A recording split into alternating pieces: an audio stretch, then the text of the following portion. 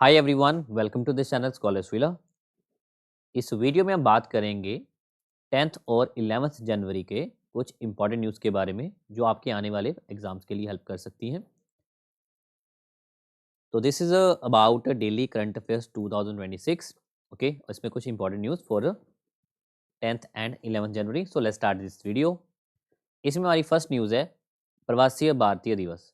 देख रही है, प्रवासीय भारतीय दिवस हर साल 9 जनवरी को सेलिब्रेट किया जाता है और जो प्रवासीय भारतीय दिवस है वो कोमेमोरेट किया जाता है as far as India is concern every second year.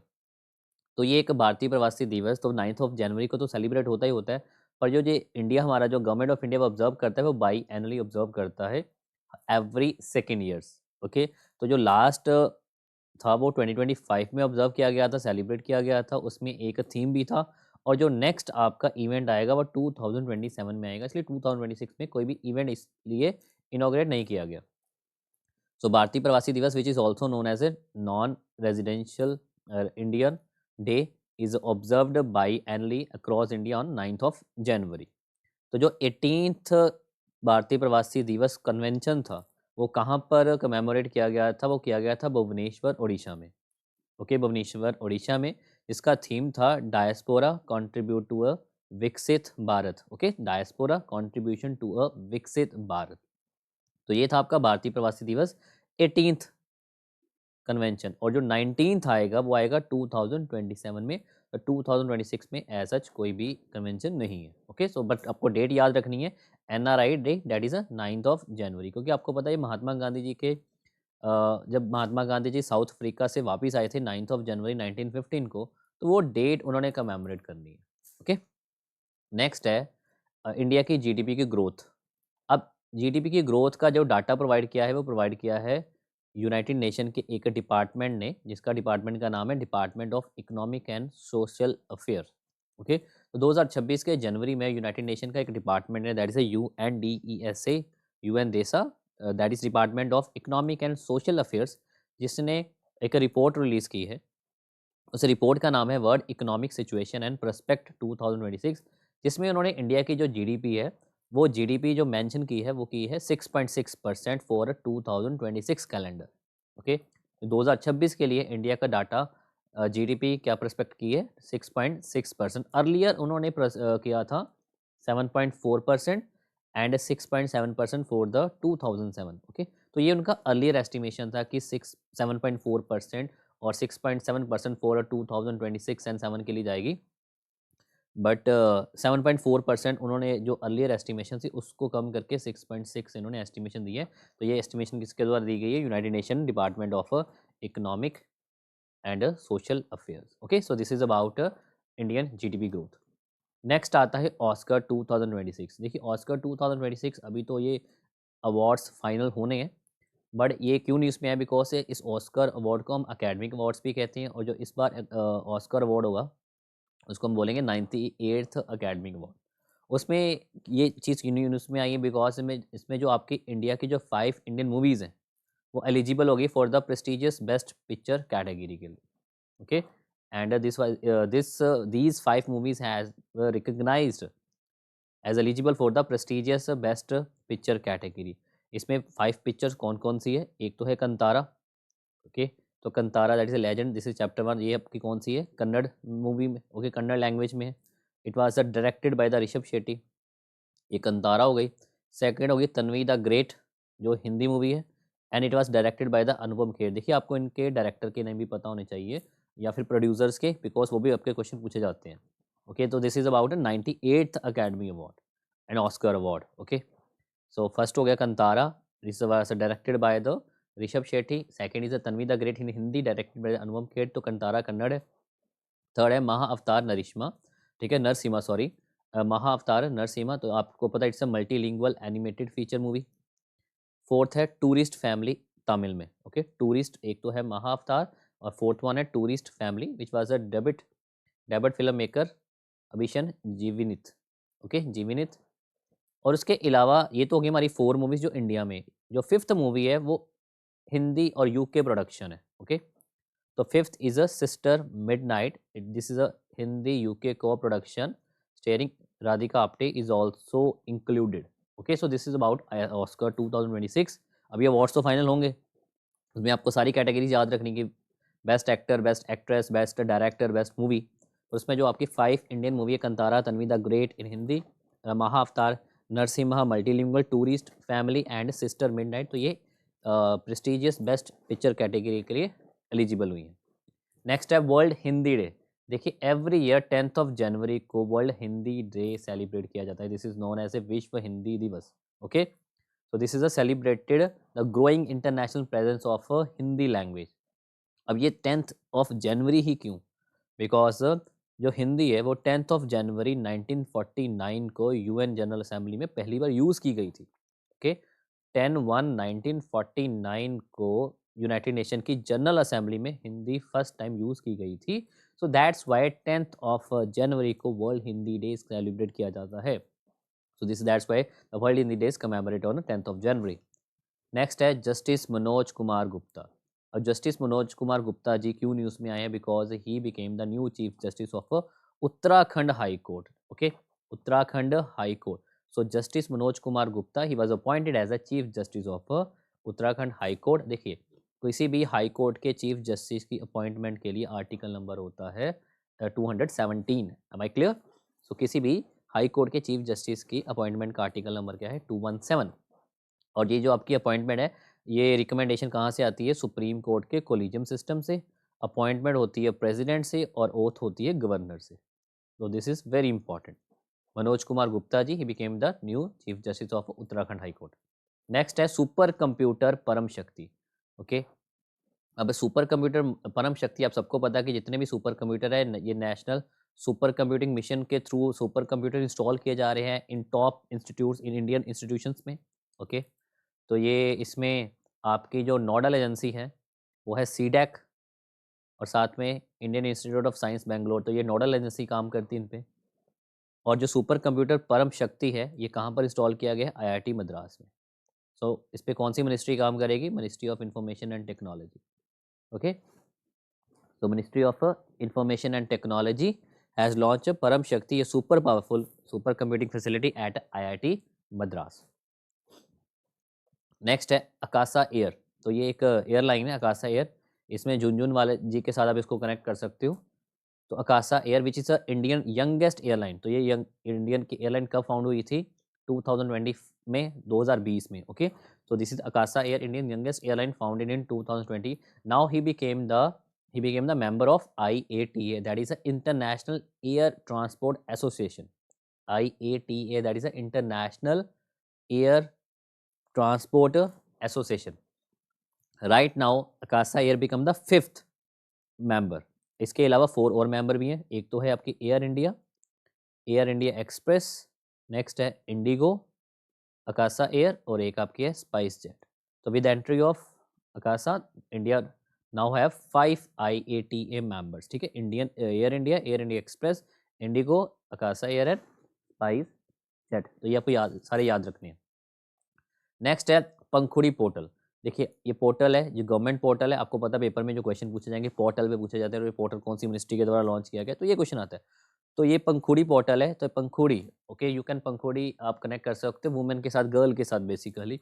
तो it is a launch by Ministry of Women and child Development. तो वुमेन एंड चाइल्ड डेवलपमेंट की मिनिस्ट्री ने इनको लॉन्च किया है Pankhudi portal. Okay, and it is an integrated corporate social responsibility and partnership facilitation digital portal, CSR and partnership with the partnership facilitation. अब इसका aim क्या है? To strengthening coordination, transparency and structural stakeholder participation in the initiative for women and child development. This is a single window digital platform. It works on single window digital platform में क्या क्या आएगा? Like for NRIs, for NGOs, for CSR, corporate entities, government agency, इन सबका एक single platform है, एक single window digital platform है Pankhudi portal. Okay, and launch by the ministry of Women and child Development. अब आप सभी को पता है कि लाइक यूएस ने रिसेंटली क्या किया कि 66 इंटरनेशनल ऑर्गेनाइजेशन से विड्रॉ की अनाउंसमेंट कर दी है। ओके, डोनाल्ड ट्रंप जी ने।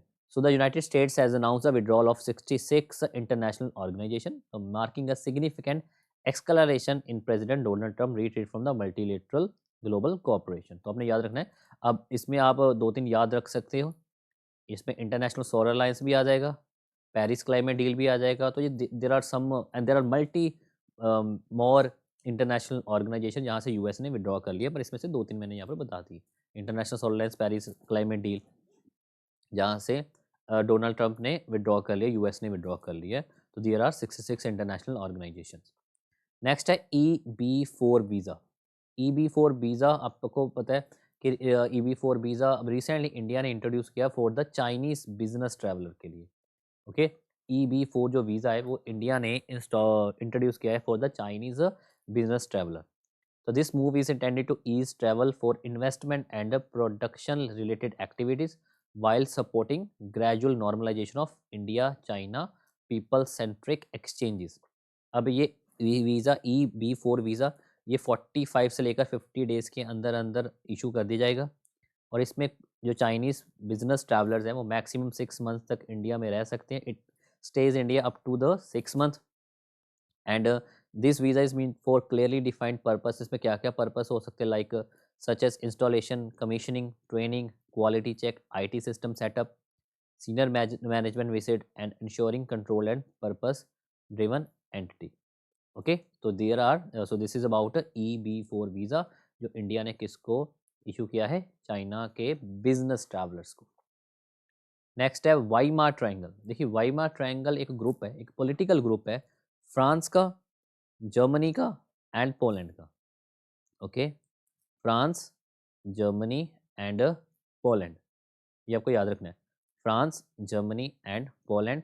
So this is a regional political grouping of France, Germany and Poland and it was formed on 29th of August 1991। तो ये भी अब न्यूज़ में आया 29th of August 1991। ओके, तो आपको याद रखना है, GFP से भी याद रख सकते हो क्योंकि GDP होता है, तो GFP से याद रख सकते हो। अदरवाइज फ्रांस, फ्रांस के ऊपर आ गया आपका जर्मनी, जर्मनी के ऊपर आ गया Poland, FGP। So this is issued by Weimar Germany by the foreign minister of these 3 countries। अब एक्चुअली ये न्यूज़ में क्यों आया, बिकॉज इंडिया के जो एक्सटर्नल अफेयर मिनिस्टर हैं he joined India first engagement with the Weimar triangle alongside with the France, Poland and Germany. Clear. So India के जो एक्सटर्नल अफेयर मिनिस्टर हैं उन्होंने as a engagement joint Indian first engagement with the Weimar triangle. So that's why Weimar triangle right now in news. And France, Germany and Poland 1991 के 29th of अगस्त को ये form किया गया था by the foreign ministers right now. तो ये grouping है Weimar triangle. Next है जस्टिस रेवाती मोहिते देयर। तो ये भी जस्टिस न्यूज़ में आए। एक तो अभी हमने पहले पढ़ा है, उनका नाम एक बार याद कर लेते हैं, वो है जस्टिस मनोज कुमार गुप्ता जी। तो जस्टिस मनोज कुमार गुप्ता कौन से हाई कोर्ट के चीफ जस्टिस बने, उत्तराखंड हाई कोर्ट के। अब जो नेक्स्ट है जस्टिस रेवाती मोहिते देर, तो ये बनी है मेघालय हाई कोर्ट की chief justice. Okay, now justice Revati Mohite Dere she was born as the first women chief justice of a Meghalaya High court. Okay, तो मेघालय हाई कोर्ट के first women chief justice ji बने हैं रेवाती मोहिते देर। और यहाँ पर मैंने आपको ऑलरेडी बता ही दिया है, द हाई कोर्ट जजेस are appointed by the president under the article 217 of the constitution. Okay, 217 में प्रेसिडेंट के द्वारा अपॉइंट किए जाते हैं हाई कोर्ट के जजेस, वो आर्टिकल 217 में मेंशन है। नेक्स्ट है GDP। देखिए अभी हमने GDP पढ़ी थी जिसमें 6.6% डाटा था, दैट वाज यूनाइटेड नेशन के department of social economics and social affairs के जो डिपार्टमेंट था उसमें उन्होंने डाटा जो GDP प्रिस्पेक्ट किया था। सिमिलरली हमारा जो इंडिया का फर्स्ट एडवांस एस्टिमेट किया है GDP का by the NSO। I think पुरानी वीडियोस मैंने आपको बताया था कि हमारे इंडिया में एक बहुत इंपॉर्टेंट मिनिस्ट्री है।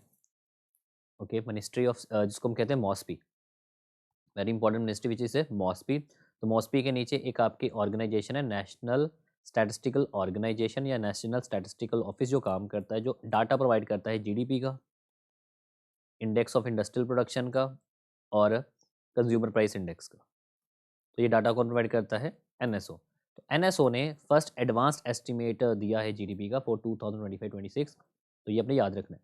So national statistics office, the ministry of statistics and programme implementation released the press note the first advanced estimate of a GDP for the financial year 2025-26। okay, along with the expenditure component for both constant and current prices पे। तो हमें याद रखना है जो real GDP हमारी रहेगी वो रहेगी 7.4%। ओके, 7.4%। और जो उन्होंने लास्ट ईयर दिया था 2024-25 का, और उन्होंने उसमें कहा था 6.5%। तो 7.4% इन्होंने एस्टिमेट दिया है to be grow by 7.4% of financial year 2025 to 26। This is about the real GDP. अगर नॉर्मल नॉमिनल जीडीपी की बात करें तो नॉमिनल जीडीपी उन्होंने दी है 8%। ओके, तो 7.4% of I am talking about the real GDP and nominal GDP 8%। तो ये कौन सा डाटा है? 2025-26 का, क्योंकि आपको पता है आपके एग्जाम्स में प्रीवियस ईयर्स के डाटा भी पूछे जाते हैं। तो प्रीवियस ईयर में होगा 6.5% for 2024 and 25. So this is about NSO. Next है मिशन 100% इलेक्ट्रिफिकेशन। हमारी इंडियन रेलवे ने एक मिशन स्टार्ट किया हुआ है 100% इलेक्ट्रिफिकेशन का, और उन्होंने जो रिसेंटली डाटा है विद इन दिस वीक, तो उन्होंने नवंबर 2025 तक का डाटा प्रोवाइड किया है कि उसमें कहा गया है कि नवंबर 2025 तक का इंडिया की जो रेलवे है वो 99.2% इलेक्ट्रीफाइड हो चुकी है। ओके, तो ये डाटा जनवरी में दिया गया था। उन्होंने कहा है कि नवंबर तक हमारी इंडिया की जो रेलवे है, इंडियन रेलवे, वो 99.2% इलेक्ट्रीफाइड हो चुकी है। क्लियर? सो उसके अलावा अभी तक सिर्फ स्विट्ज़रलैंड कंट्री है जो 100% इलेक्ट्रीफाइड है। सेकंड नंबर पे इंडिया आती है और फिर थर्ड नंबर पे चाइना आएगी। China is right now 82% electrified railway. उसके बाद फिर डायरेक्ट स्पेन आ जाएगा 67%। क्लियर? सो 2000 एग्जैक्टली 2000 में देखें तो 24% में इलेक्ट्रीफाइड थे, और 2025 के नवंबर तक हम 99.2% इलेक्ट्रीफाइड है। क्लियर? अब यहाँ पर एक दिया हुआ है दैट इज़ अ पेस, कि किस स्पीड से हम इलेक्ट्रीफाइड कर रहे हैं। 2004 से लेकर 2014 तक 1.42 किलोमीटर पर डे था, पर 2019 से लेकर 2025 तक 15 किलोमीटर पर डे से हम इलेक्ट्रीफाई कर रहे हैं हमारी इंडियन रेलवे को। तो दिस इज़ अबाउट मिशन 100%। तो ये थे कुछ important news about 10th and 11th जनवरी की। ओके, आई होप ये सारी आपको जो न्यूज़ हैं, ये कंटेंट आपको अच्छा लगा होगा। ओके, अगर आपको इन सब की पीडीएफ चाहिए तो नीचे दिए गए टेलीग्राम चैनल को ज्वाइन कर सकते हैं, वहाँ पर आपको सबकी सारी पीडीएफ्स मिल जाएंगी। Okay, if you want these types of video, to kindly subscribe this channel, like this video, share this video. So this is about today in this video. Thank you.